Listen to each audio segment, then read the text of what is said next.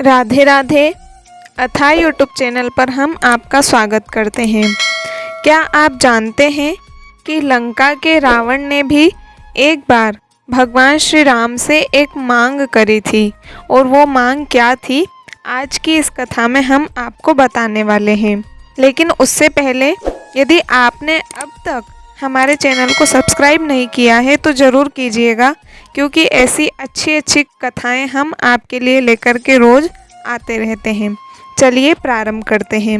वाल्मीकि रामायण और तुलसीकृत रामायण में इस कथा का वर्णन नहीं है, पर तमिल भाषा में लिखी महर्षि कंबन की ई रामावतारम में यह कथा है। रावण केवल शिव भक्त, विद्वान एवं वीर ही नहीं, अति मानववादी भी था। उसे भविष्य का पता था। वह जानता था कि श्री राम से जीत पाना उसके लिए असंभव है। जब श्री राम ने खरदूषण का सहज ही वध कर दिया, तब तुलसीकृत मानस में भी रावण के मन के भाव लिखे हैं। खरदूषण मौसम बलवंता, तिनहि को मरहि बिनु भगवंता। रावण के पास जामवंत जी को आचार्यत्व का निमंत्रण देने के लिए लंका भेजा गया। जामवंत जी दीर्घाकार थे। वे आकार में कुंभकर्ण से तनिक ही छोटे थे। लंका में प्रहरी भी हाथ जोड़कर मार्ग दिखा रहे थे। इस प्रकार जामवंत को किसी से कुछ पूछना नहीं पड़ा। स्वयं रावण को उन्हें राजद्वार पर अभिवादन का उपक्रम करते देख जामवंत ने मुस्कुराते हुए कहा कि मैं अभिनंदन का पात्र नहीं हूँ, मैं श्री राम का दूत बनकर आया हूँ। उन्होंने तुम्हें सादर प्रणाम कहा है। रावण ने सविनय कहा, आप हमारे पितामह के भाई हैं, इस नाते आप हमारे पूज्य हैं। कृपया आसन ग्रहण करें। यदि आप मेरा निवेदन स्वीकार कर लेंगे तभी संभवतः मैं भी आपका संदेश सावधानी से सुन सकूंगा। जामवंत ने कोई आपत्ति नहीं की। उन्होंने आसन ग्रहण किया। रावण ने भी अपना स्थान ग्रहण किया। तदुपरांत जामवंत ने पुनः सुनाया कि श्री राम ने सागर सेतु निर्माण उपरांत अब यथाशीघ्र महेश्वर लिंग विग्रह की स्थापना करना चाहते हैं। इस अनुष्ठान को संपन्न कराने के लिए उन्होंने ब्राह्मण, वेदज्ञ और शैव रावण को आचार्य पद पर वरण करने की इच्छा प्रकट की है। मैं उनकी ओर से आपको आमंत्रित करने आया हूँ।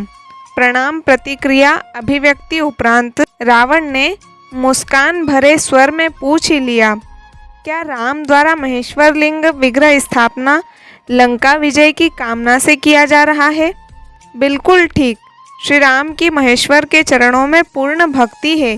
जीवन में प्रथम बार किसी ने रावण को ब्राह्मण माना है और आचार्य बनने योग्य जाना है। क्या रावण इतना अधिक मूर्ख कहलाना चाहेगा कि वह भारतवर्ष के प्रथम प्रशंसित महर्षि पुलस्त के सगे भाई महर्षि वशिष्ठ के यजमान का आमंत्रण और अपने आराध्य की स्थापना हेतु आचार्य पद अस्वीकार कर दे?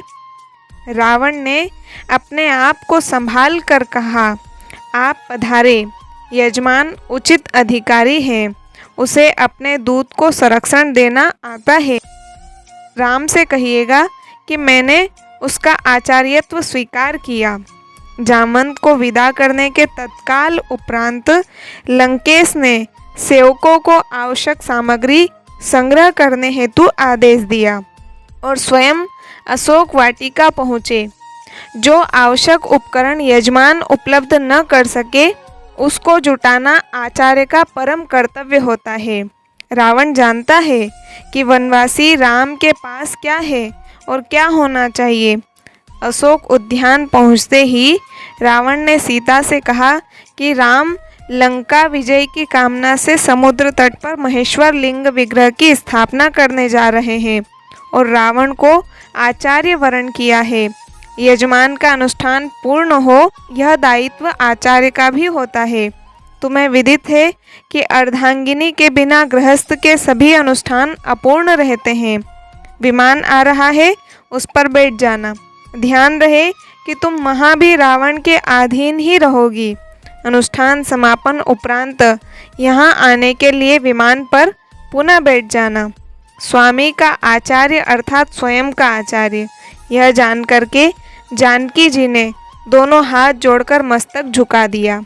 स्वस्थ कंठ से सौभाग्यवती भव कहते रावण ने दोनों हाथ उठाकर भरपूर आशीर्वाद दिया।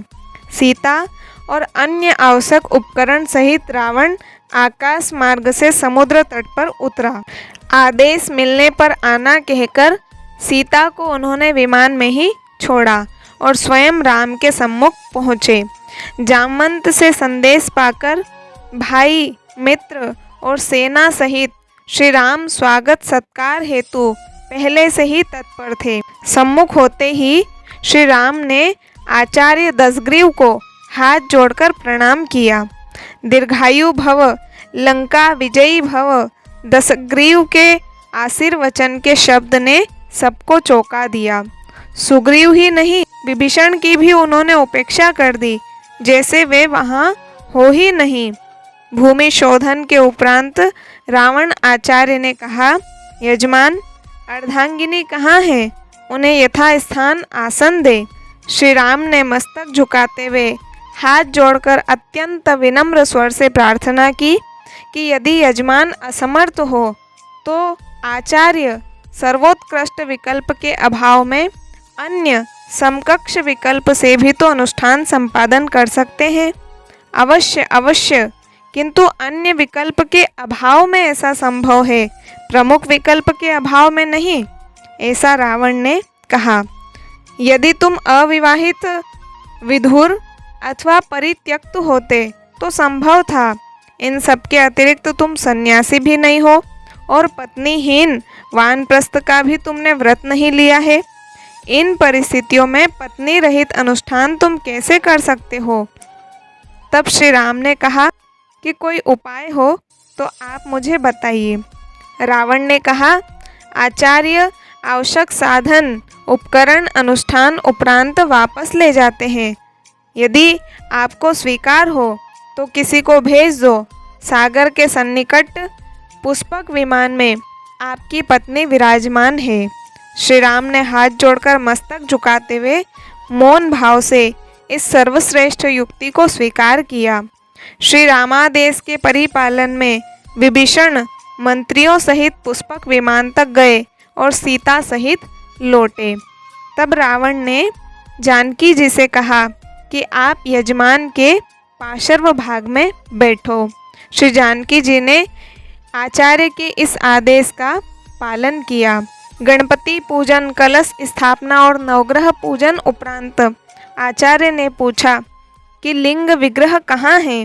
तब श्री राम ने कहा कि उसे लेने के लिए गत रात्रि के प्रथम प्रहर से पवन पुत्र हनुमान कैलाश गए हुए हैं, अभी तक लौटे नहीं हैं, आते ही होंगे। रावण ने आदेश दे दिया, विलंब नहीं किया जा सकता, उत्तम मुहूर्त उपस्थित है, इसलिए अविलंब यजमान पत्नी बालू का लिंग विग्रह स्वयं बना ले। जनक नंदिनी ने स्वयं के कर कमलों से समुद्र तट की आर्द्र रेणुकाओं से आचार्य के निर्देश अनुसार यथेष्ट लिंग विग्रह निर्मित कर दिया। यजमान द्वारा रेणुकाओं का आधार पीठ बनाया गया। श्री सीताराम ने वहीं महेश्वर लिंग विग्रह स्थापित किया। आचार्य ने परिपूर्ण विधि विधान के साथ अनुष्ठान संपन्न कराया। अब आती है बारी आचार्य की दक्षिणा की। श्री राम ने पूछा, आपकी दक्षिणा? पुनः एक बार सभी को चौंकाया आचार्य के शब्दों ने। रावण कहता है, घबराओ नहीं यजमान, स्वर्णपुरी के स्वामी की दक्षिणा संपत्ति नहीं हो सकती। आचार्य जानते हैं कि उनका यजमान वर्तमान में वनवासी है, लेकिन फिर भी राम अपने आचार्य की जो भी मांग हो उसे पूर्ण करने की प्रतिज्ञा करता है। आचार्य जब मृत्यु संज्ञा ग्रहण करे तब यजमान सम्मुख उपस्थित रहे। आचार्य ने अपनी दक्षिणा ये मांगी, अर्थात रावण ने श्री राम जी से कहा कि जब मेरी मृत्यु हो उस समय आप मेरे सामने खड़े रहे। और तब श्री राम जी ने कहा कि ऐसा ही होगा आचार्य। यजमान ने वचन दिया और समय आने पर निभाया भी। रघुकुल रीति सदा चली आई, प्राण जाई पर वचन न जाई। यह दृश्य वार्ता देख सुनकर उपस्थित समस्त जन समुदाय के नयनाभिराम प्रेमाश्रु जल से भर गए। सभी ने एक साथ एक स्वर से सच्ची श्रद्धा के साथ इस अद्भुत आचार्य को प्रणाम किया। रावण जैसे भविष्य दृष्टा ने जो दक्षिणा मांगी, उससे बड़ी दक्षिणा क्या हो सकती थी। जो रावण यज्ञ कार्य पूरा करने हेतु राम की बंदी पत्नी को शत्रु के समक्ष प्रस्तुत कर सकता है, वह राम से वापिस अयोध्या लौट जाने की दक्षिणा कैसे मांग सकता है। श्री रामेश्वरम देव स्थान में लिखा हुआ है कि इस ज्योतिर्लिंग की स्थापना श्री राम ने रावण द्वारा करवाई थी। तो इस प्रकार हमने जाना कि रावण ने राम जी से कौन सी दक्षिणा मांगी। आपको अच्छी लगी हो तो लाइक, शेयर और कमेंट करके हमारे चैनल को सब्सक्राइब ज़रूर कीजिएगा। मिलते हैं अगले वीडियो में, तब तक के लिए सभी को राधे राधे।